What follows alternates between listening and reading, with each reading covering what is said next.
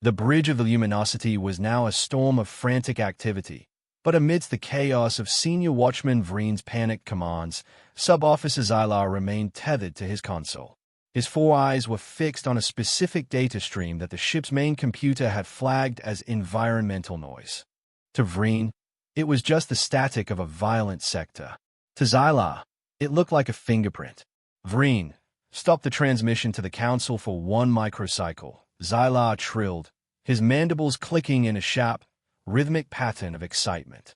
You're reporting them as a Tier 1 industrial civilization. You're telling the High Command that they are trapped in their gravity well. Because they are. Vreen barked, his tentacles slapping against the communications array as he prepared the Omega-level data burst. Look at the thermal signatures, Zylar. They are burning fossilized hydrocarbons and splitting primitive atoms. They haven't even mastered clean fusion, let alone fold space travel. They are planetary toddlers playing with matches in a room full of gas. Then explain this, Zylar countered, his claws swiping a massive dataset onto the main overhead projection. A grainy, three-dimensional wireframe appeared. It was a hunk of metal, jagged and utilitarian, orbiting the third planet at a staggering velocity. It looked like a collection of 4 wrapped boxes and spindly, skeletal antennas. It was ugly. It was crude. And it was moving. A satellite, Vreen dismissed it. I already told you. They have orbital debris. No, Vreen. Look at the trajectory. This isn't a communication relay. It's not looking down at the planet. Its sensors are pointed outward. Zylar zoomed in on the object's designation, translated through the ship's linguistic subroutine. The locals call this specific unit Voyager. It isn't in a stable orbit. It's on an escape trajectory. Vreen froze. His liquid black eyes scanned the telemetry.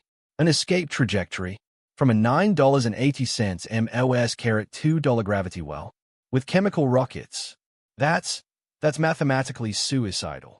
The fuel-to-mass ratio alone would be prohibitive. Why would they waste that much energy to throw a piece of scrap into the void? Because they aren't just looking, Zylar whispered, his voice filled with a dawning, terrifying realization. They are reaching. This craft was launched decades ago. It has already cleared their outer gas giants. It's currently drifting in the interstellar medium. It's a message in a bottle, Vreen. Zylar tapped a command, and the luminosity's high-resolution scanners stripped away the outer layer of the Voyager probe to reveal its internal components.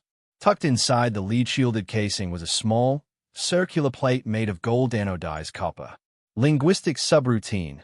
Translate the visual engravings, Zylar commanded.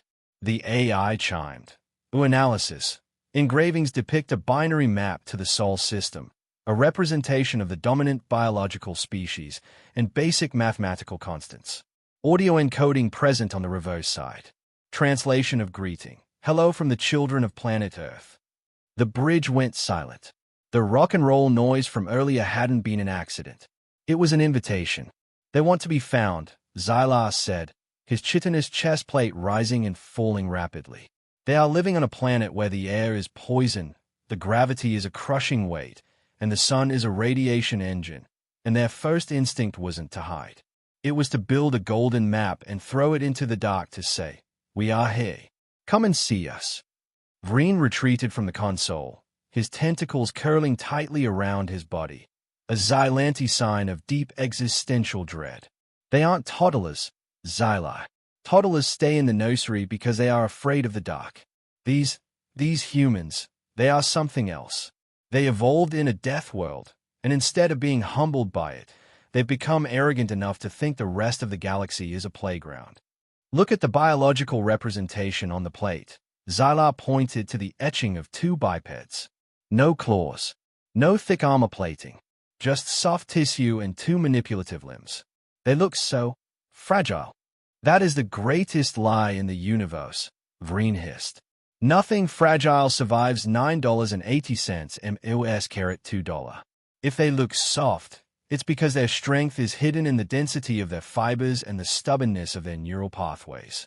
Think, Zylar. If they can throw metal into the void with fire and chemistry, imagine what they will do when they discover gravitics. Imagine what happens when a species that considers a death world home sees our paradise worlds. Xylar looked back at the golden record. To him, it felt like a warning. To the Council, it would look like a threat. But to the humans, it was probably just a friendly wave. We can't just send a warning, Vreen, Xylar said, his four eyes gleaming with a new, dangerous curiosity.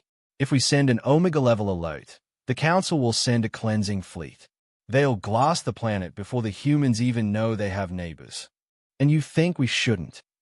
Vreen asked, his claw hovering over the send command.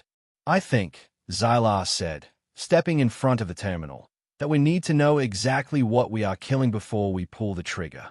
We need to see them, not through a scanner from 40 light years away. We need to go to the soul margin. We need to see if the children of Earth are monsters, or something the galaxy has never seen before. Vreen stayed at the junior officer. It was mutiny. It was madness. It was a one-way trip into the gravity well of a nightmare. The captain will never authorize it, Vreen whispered. The captain is in the cryopod for another 6 cycles, Xylar reminded him, a mischievous click echoing in his throat. And currently, the Night Watch is in control of the helm.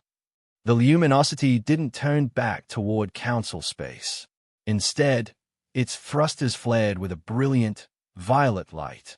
The ship pivoted, pointing its needle-like nose directly toward the forbidden yellow star. The junior officer had made his discovery. Now, he wanted to see if the Death Walders were home.